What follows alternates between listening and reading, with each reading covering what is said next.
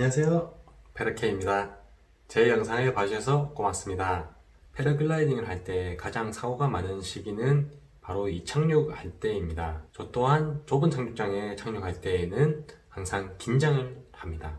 앞으로 착륙편이라는 주제로 제가 실제로 직접 겪으며 익힌 여러 상황을 예시로 들어 영상을 만들어 올려보려 합니다. 비행하시려는 분 혹은 착륙에 두려움을 가질 수 있으신 분들께 도움이 되고자 머릿속으로 시뮬레이션 해볼 수 있게 말이죠.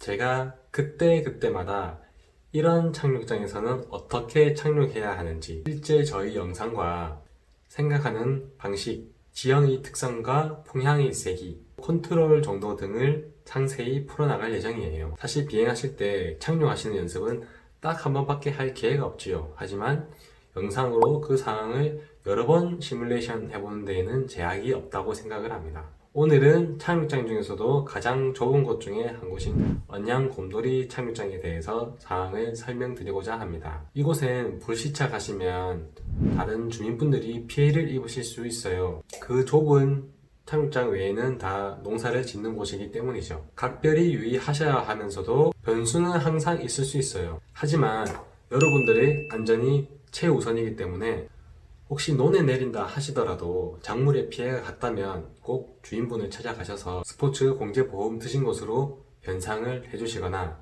작은 실수일 경우에는 현금을 지니고 다니시다가 인사드리는 것 꼭 잊지 마시고요. 무심코 지나가시면 팬덤으로 생업하시는 분들이 대신 곤욕을 치르실 수 있다는 사실을 잊지 마시기 바랍니다. 그럼 우선 지형 분석입니다.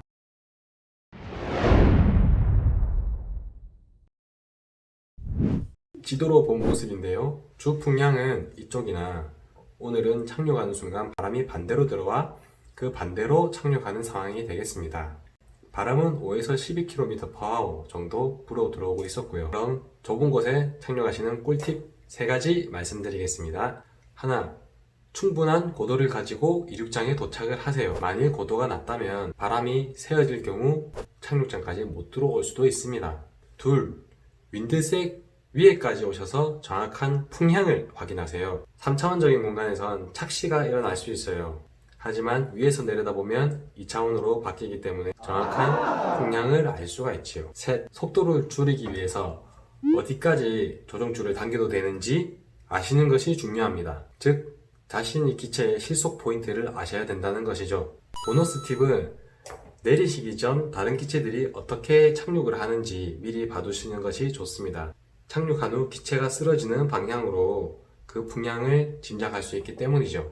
물론 무전으로 교신을 하실 수도 있겠지만 착륙의 결과는 자신의 몫이라는 걸 잊지 마세요.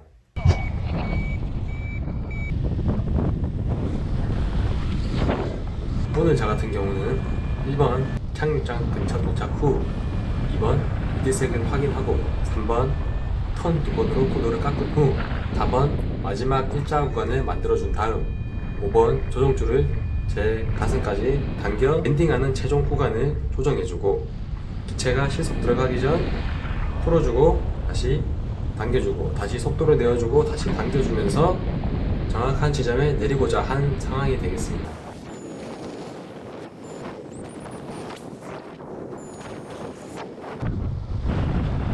착륙장이 보입니다.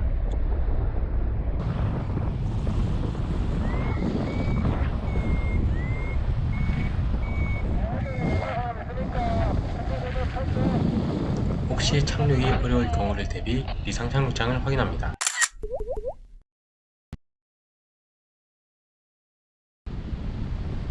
풍량을 확인해 주고요.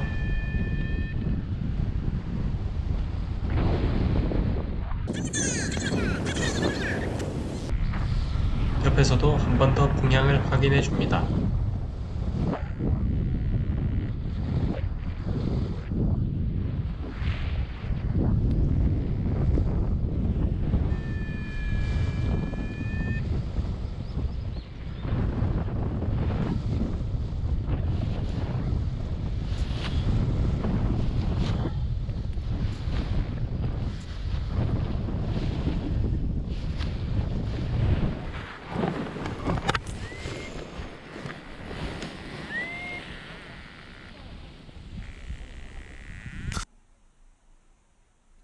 펌핑 착륙이라고도 하죠. 좁은 공간 아니면 추천을 드리지 않는 상황이고요. 착륙에 대한 또 다른 부분은 다른 영상에서 다시 말씀을 드리겠습니다. 주의하셔야 할 점은 흉부 아래로 너무 깊게 허리까지 이렇게 당기시면 안 되시고요. 또 한 가지, 착륙장에 바람이 많이 불어 들어오는 날에도 조종줄을 많이 당기시지 마시기 바랍니다. 바람이 많이 부는 날은 너무 많이 당기지 않으셔도 저항이 충분히 있기 때문에 이 랜딩 구간이 짧아지기 때문이죠. 영상 잘 보셨나요? 사실 착륙하실 때 상황은 케이스 바이 케이스이기 때문에 앞으로 또 여러 상황을 만들어서 올려보도록 하겠습니다. 그럼 안전비행 하시고요. 다음에 또 뵙겠습니다. 오늘은 착륙장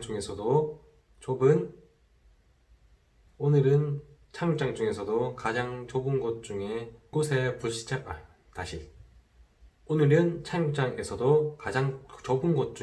곳에 오늘은 착륙장에서도 가장 좁은 곳 중에 한 곳인 언양 곰돌이 착륙장에 대해서 사항을 설명드리고자 합니다.